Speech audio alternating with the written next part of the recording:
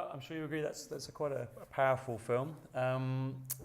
Tim and Yiannis are here for discussion and questions. If we're just going to get everybody mic'd up.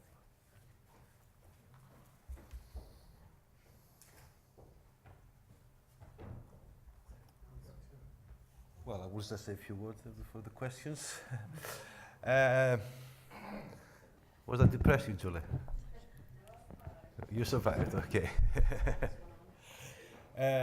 What I'm going to say is I made this film in a short period of 3-4 months. I didn't plan to make this film. It's just when I was in Greece last March, the political situation, the decisions in Europe, suddenly, you know, like Alexandria and about 200 yards from where my parents' house is, they decided to set up a refugee camp. And then I've got the Greek producer, Yiannis Koufonikos. He convinced me to make this documentary, and actually was right, because I was about to make another ethnographic documentary, and he told me, you know, like, are you crazy? You know, like, we've got historical event happening here, you know, like, we should do something about it. I agreed with him, and he was great help. He was a driving force because, you know, like, he opened the doors, you know, like, all bureaucracy things, getting permission to talk with soldiers because it's quite difficult. And it was experience, and for me, you know, like, this is my neighbours in Greece.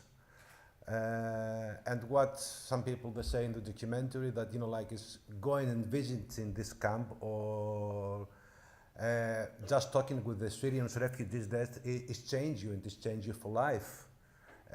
Many change you in life because they've got very positive attitude. I mean, you know, like, is a disaster happening in the country, you know, like, they lost families, they left their homes, they went through very dangerous journey to arrive in Greece. And there, you know, like, they're not mourning, they're not complaining about it, they're happy and they want to get on with lives. And it's just, you know, Europe at the moment, you know, it's make it as difficult as possible. I decided deliberately to make this documentary about solidarity, you know, like, there are a lot of problems with refugees in Greece. But at the end, because that was a very low budget film or a no budget film, everybody working voluntarily, and thanks all of them, and thanks, you know, like, I've got some advertising students there, which they're working on the website at the moment. They've been great help and make this film possible. So because there was no budget, I had to make certain choices. The certain choices, it was no interviews in Syrian language. I wouldn't be able to handle. No shooting outside the camp or other things, or don't go and visit other camps, because, you know, like, it was a discussion with Christy Kelly as a producer, and also Yiannis Koufonikos, the Greek producer there, you know, like, and we make it, you know, like, very positive things about the refugees, the situation. No, that's not the situation in Greece. That's the situation in Alexandria, because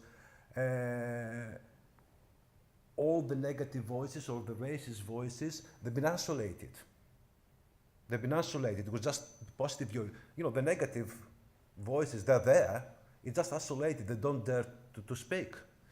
They only did it last September when it was that, you know, the new school was about to begin, and without anyone have authority or to be a legal process, just parents gathered together and they're voting, I guess, the Syrian refugees go to school because they were afraid of, you know, any, you know, illness or infections and this type of things, which have no ground at all. It was the only time in Alexandria where, you know, like, this voice became a bit dominant. Thankfully, this is, you know, like, it's been minimized. They just put it in a corner, they're silent again. And very soon, I hope, it didn't happen yet, the refugees, they will go to the schools. And because this documentary has been shot in the summer, winter is there now.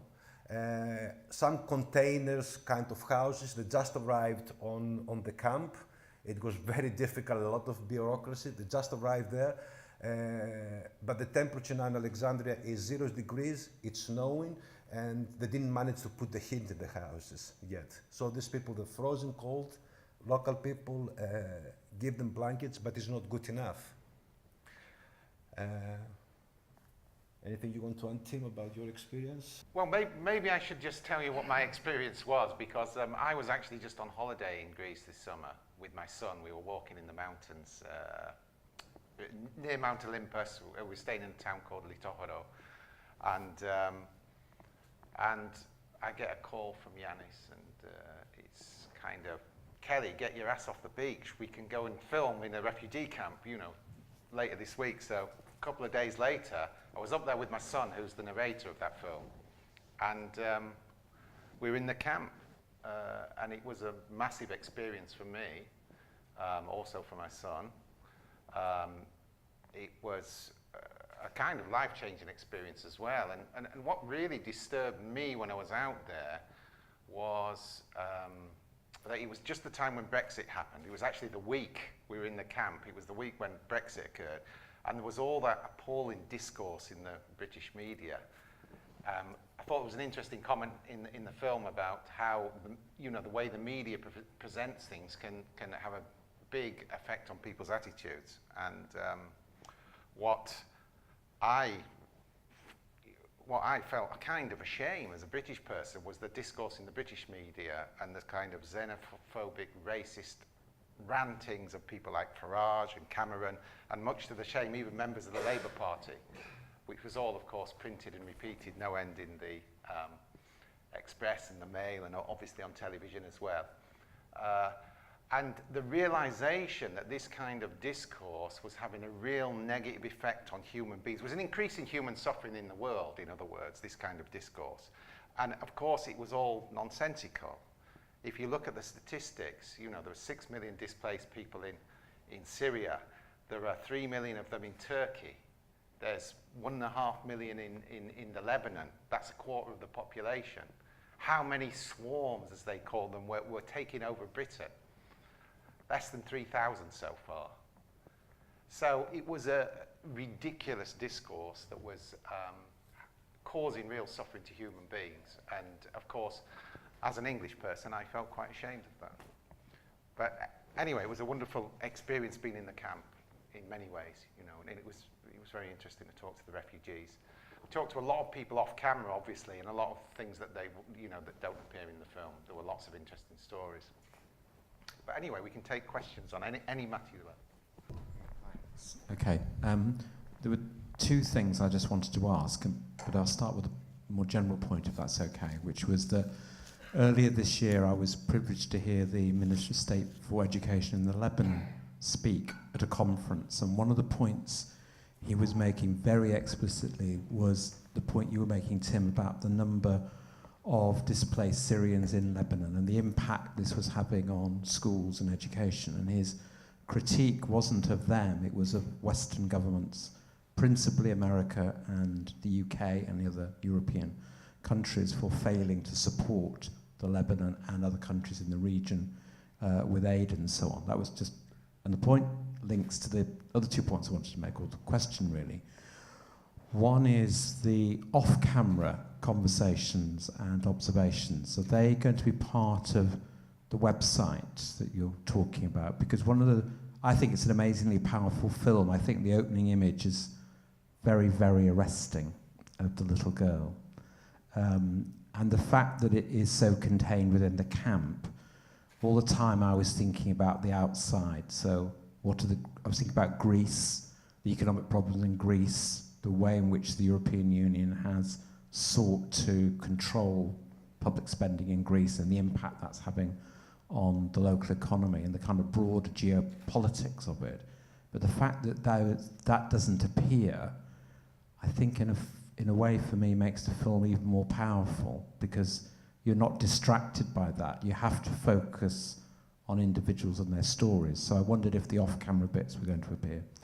And the second question was, if you could say a little bit more, both of you perhaps, about how you were able to get the army to talk on camera, and whether there's something about the role and place of the army in Greece that's perhaps different in other countries, or whether one could imagine the same sort of image, say, in this country, where the army have stepped in the context of national disasters, and they're kind of presented as slightly heroic figures. Because again, I think the image that is contained in the film, I think you made reference to the army and military rule in Greece from the sort of the 60s. So is there something about the role of the army that's changed? There were lots of different off-camera conversations. I was very interested in the stories of some of the refugees and how they'd gotten to where they were, and some of them were quite horrendous. And you know, the way that some lads who travelled through Raqqa, you know, controlled by ISIS, and then through Aleppo, and you know, through Turkey, and then across on the boats, you know, people drowning, and you know, appalling situations that they'd been through.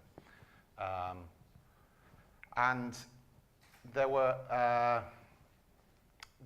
other kind of off-camera conversations that really didn't come across in the film, like the role of the UNHCR was roundly criticised by the refugees, and I didn't hear one person have a good thing to say about them, strangely enough, or interestingly enough, because they said they'd lied to them, they'd given them false information. The registration process, the pre-registration process, which we mentioned there, the colonel in the Greek army told me that they'd been promised that there would be 2,000 UN people processing the 60,000 refugees in Greece. There was less than 100 had been provided by the time this film was made. And he said at that rate it will take 35 years to process these people. So you can imagine the extreme anxiety and frustration that people were feeling about the slowness of the registration process. It was only, I think, just the 2 hours a week were available for these people to attempt to get in touch by Skype with somebody from the UN, HCR. So that was one of the off-camera conversations that perhaps didn't appear in the film. And there was also a lot about the army. There were some very interesting things talking to the army guys. The sergeant there, Petros Charizopoulos, what's his name? Yeah. He was a very interesting character. There have been lots of problems in Greece in the camps, lots of problems. It isn't, as they said, a camping holiday. This one was unusually relatively positive experience, and that's because someone like him and the other people around them, in terms of the leadership of the group in that area, they were refugee positive. And what he'd done was stamp out any incidents of racism or bullying by the army against the refugees or mistreatment straight away, to make it clear to the men down below, if you like, that this was not to be tolerated. And they learned that lesson immediately, and so the refugees were treated well. You only need a situation where you don't have that kind of leadership, and the opposite happens, of course. So. But anyway, I'll let Yiannis say a few more things. Well, this is, I think, a very important question when you're asking about the army, because my experience on March, when I first visited there, the camping, it was through the army. And actually, I was there the first night when the coach is arriving, and I had my 13-year-old son with me. It was just the army. The local politicians, they were too afraid to be there because they didn't know who to expect. Should they be there or they shouldn't? But the army was there doing the duties. And that's understandable. What surprised me, it was, you know, Babis, the colonel, at the point, you know, like he didn't know who I was. And, you know, he said, you know, like, do you have any business here? You know, walk out, please. I quite understood. And before I was about to leave, he just bent down to my son and said, you know, like, are you looking to these people? Make sure it could never happen to your life. So that's, you know, it's really, you know, like, catch my attention. And I thought, you know, like, okay, if we're gonna make a film about refugees, let's make it from the army point of view. Let's meet these people. So I went, I met them, I talked to them, and me personally, in Greece, military service is still compulsory. Personally, I refuse to do it.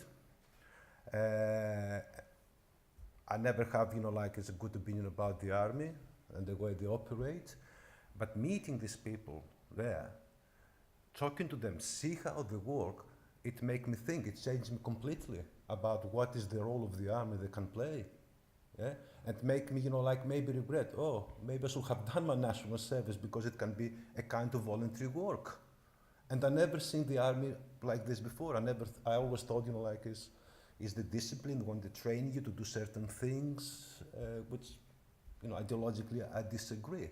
Then when I'd done some research about that particular army camp, when it used to be an operation, that's why the title of the film, 722 TMX, always in the time of crisis I found, as an engineer battalion, they were there in the 60s on earthquakes or any other disaster in Greece or around other Balkans countries. They've always been present, helping, doing humanitarian work. So I thought, and everybody I spoke with, they have only positive things to say about the army. Now, the key thing is that representative of the Greek army? I don't think so. Is that individual in that position, that's how he runs the camp. And he can make a difference. In the little town like Alexandria, can make the difference. And I think, that's what this documentary is about, this example about how some individuals or small societies, they can set up an example, cannot change the world, but can make everybody's life easier on a personal level. I hope I'm answering your question. Thank you very much. It was really interesting. I work on migration, so I found it absolutely amazing. I just wanted to make a couple of comments. One was about the role of the army. Academically speaking, there is an ERC project in progress based in Amsterdam, at Amsterdam University, led by Barak Kalir, actually, who focuses exactly on this. What happens on the ground? What do professionals and institutions, what's their role in terms of migration management and service provision, etc. I think there is research taking place in 5 countries. I just hope that there is someone in Greece focusing on the role of the army, because I think it's particular, the army taking over some administrative roles. And the other one was about integration. I did notice that there was quite a positive sense coming from the movie, from the film, about the reception of refugees in Alexandria. Having focused on immigration into Greece for some time, I am aware that the feeling towards immigration is not exactly, for a long time it has been not particularly welcoming, not that Greece is very special in those regards. So I wondered whether it was the camp seen as liminal space and temporary, and the expression of the views of refugees saying we don't want to stay in Greece, that was kind of mediating this relationship with the locals. I think we can reiterate the point about the army. I mean, an army, as the guy in the film said, we follow orders. I mean, if the orders are the right orders, if you like, then something positive will come of it. You can equally see the army given the orders to, man the barricades in Dover or wherever it may be and throw people back into the sea, which has happened. Perhaps not in Dover, but it's happened in parts of the Mediterranean. So, I suppose, in terms of administration, the army is a tool, and probably quite an efficient tool in times of crisis, which can be used in a positive way or a negative way, and that depends on political leadership. And I think what you've got in Greece at the moment, despite all the kinds of problems that they have, you've got a political leadership which is generally relatively positive towards the refugees. They're a left-wing government with internationalist humanitarian views to some extent anyway, and this obviously is good for the refugees rather than perhaps a conservative, right-wing, more xenophobic type government. So I think there's lessons of political leadership there. I don't know, what do you think, Yiannis? I think, yes, you've got a point there that, as Alexandria maybe is an exception, and I think it's an exception maybe because what it helps is only Syrians with families, yeah? And that's make it easier. When you've got males, individuals, or mixed nation, it can be a problem. But again, it's the way the camp is run by the army. it makes the difference. Also, what you said, it's right, is the local people, they know, this is going to be probably a temporary situation. So nothing to be afraid of. So it's easy, to show solidarity because, they don't want to stay here, we're not really being threatened by them. So yes, let's make it far easier. But it's make it far easier at the beginning because the key factor is when you meet these people, the fears goes away because that's what xenophobia is about, the fear of the unknown. But as soon as, you start meeting, talking to them, and I can see people changing completely the behavior, as they was, afraid. What the journalist said, is the community at the beginning was very afraid of it. Actually, I was present at that meeting a week before the refugees arrived on the city council where, a lot of hundreds of people that were there. And many, they want, to show the concern about it. And some of them, they want to protest, like in other Greek cities, and say, we should vote that we don't want the refugee come here. But the meeting started, it was a given. They'll be here next week. What can we do about these people? Full stop, no debate. A lot of people, a few dozens of them left in anger because they say, it's not going to be any debate, it's not going to be a conversation. So I think it was the right policy from the beginning, which maybe it comes from the government. It's a left-wing government. I know the refugees support them on the past. I'm not agreeing with a lot of things, how they handle the refugee problem or how they tackle some issues. But mainly that was the attitude from the beginning, so it was a good ground to start building up. I know a lot of places in Greece, they've got problems, but there is, sometimes some priests, some churches, some extreme right wings. They're the dominant voices there. I just think you just need to contrast. See what was in the newspaper this morning. Theresa May, seeing if they could, put refugee children at the bottom of the list. That's the attitude of our government, which for all the failures of the Greek government, it's not openly and actively racist in a way that ours is. You can see the difference between Alexandria and Calais in everything that you were just saying, but I wonder if the Greek media has kind of made Alexandria into a spectacle in the same way that Calais was made into a spectacle. Has it been covered in the same way?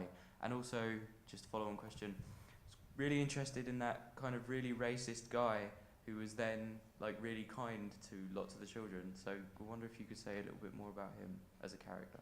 Well, one thing is Alexandria has been on the news last September when it was one of the cities, because it was other cities, refused to accept Syrian kids in the school. So the media pointed on something what is negative, that's interesting for them.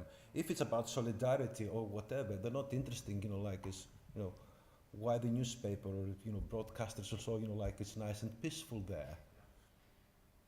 Not exactly, but somehow. So my documentary will be broadcasting from Greek television in hopefully in the next couple of weeks. So I will see if there's going to be any reaction. So it's the first work actually is going to be broadcasting. Is that like a privately owned station, or is it like it's going to be from the national Greek television.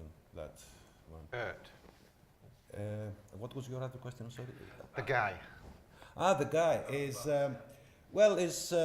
I provoke him a little bit because he wanted to talk to the camera and he wanted to say more as well.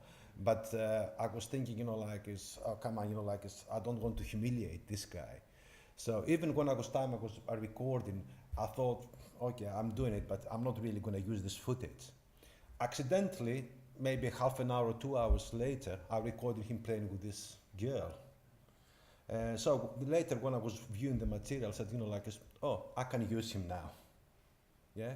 Otherwise, what's the point?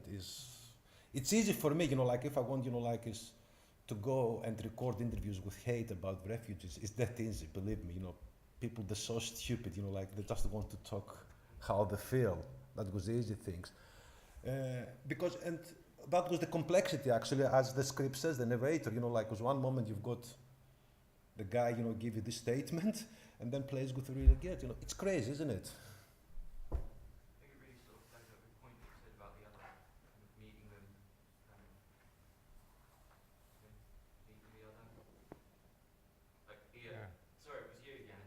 Sorry. Xenophobia is the fear of the unknown. Yeah. When he was meeting the children, all of that kind of sort of ebbed away. Well, he met them before. It's just, you know, like sometimes, you know, like people have certain ideology or feel in a certain way. But I think when it comes down to a little girl, you know, like that smiles, that want to play, it's impossible to resist. I have conversation, you know, like before the refugees arrived, you know, like said, you know, like is, oh, I don't want them here. You know, like the Muslims, you know, like the different, I don't want them here. And I said I said to them, okay, let them drown to the agency then. No, we don't want that. I said, there are not any other options. You know, they're drowning in the sea. Either we're going to save them or let them drown. Choose. So they cannot really answer you on that, because that's the problem in Greece. You know, like you send them back to Turkey. No, you let them drown. That's the option, or you save them. So I don't. It's difficult to be racist in Greece these days. It's really difficult because, you know, you have no options. Well, some people it's easy to say, you know, like let them drown. Yeah, there's a kind of, you know, illogicality to it, but I think we all have compartments in our brain where we have, I mean, we all have mass of unconscious prejudices, aren't we, in many respects, that at some moments in our life we're able to rationalise away or make sense of and realise that these are things that are not rational and that need rethinking in some way, but we don't all do it all the time. So I think it's, I don't think that's an uncommon human reaction necessarily, to be prejudiced about one thing and then have an illogicality in your behaviour, you know. I think we all do it. But I'm proud to say that I was, when he shouts the fucking English, that was because I was standing there and I just... I'm interested in the issue of communication. I didn't notice in your film any interpreters, and since both Arabic and Greek are notoriously difficult languages, I just wondered if that was a problem, the communication, particularly in terms of looking to integrate the refugees and the local people. I think, you know, like when it's different, you know, like this is medium, you know, like it was difficult for me to handle, as I said before, you know, like an interview in a language beyond Greek or English. But between them, you know, like once people spend some time together, language is not a barrier. I mean, somehow they can communicate. You can see them, they're going in the market, in the shops, or, you know, they want to have a conversation, sometimes in poor English, sometimes no English at all. But if you want to communicate, somehow language it's never a barrier. So that's the answer on that.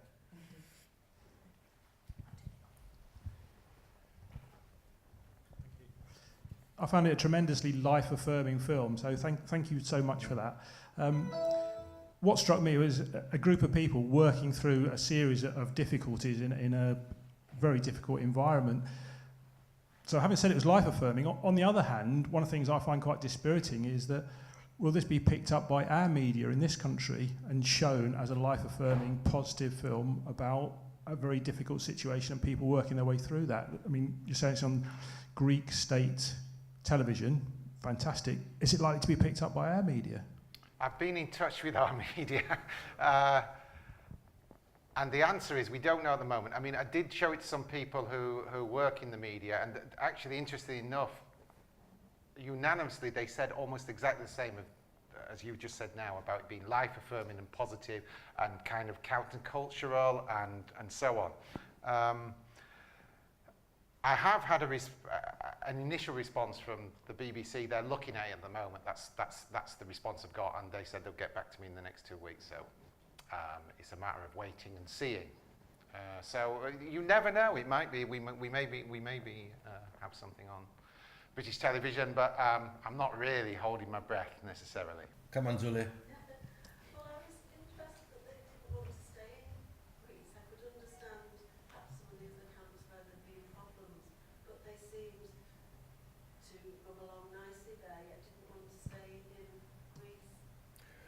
Well, it's that they know, you know, like Greece is a country with economic crisis, unemployment is almost 30%, so they know, you know, like they will have a better life if they go into Western Europe because, you know, like the economic situation is much better there. I mean, if it was that before the economic crisis, maybe they will consider, you know, like Greece had a lot of immigrants from Albania, from Pakistan, other countries, and they set up their lives. You know, when the economic crisis started, most of them left. No jobs, nothing they could do them there. Even Greeks are leaving. And